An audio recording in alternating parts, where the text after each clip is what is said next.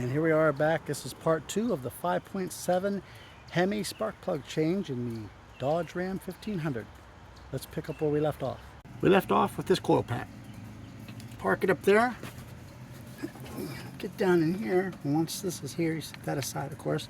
And this here, that one comes out nice and gently. Park it there. There's no mistaking.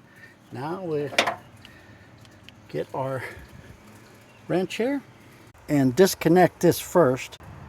That way you can feed this down in. Gently turn it till you feel the rubber boot lock on. Once you're breaking it loose and all the way open it, release this and then finish turning it out.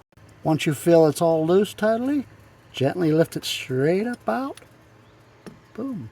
And there's the old one. It's definitely time to change.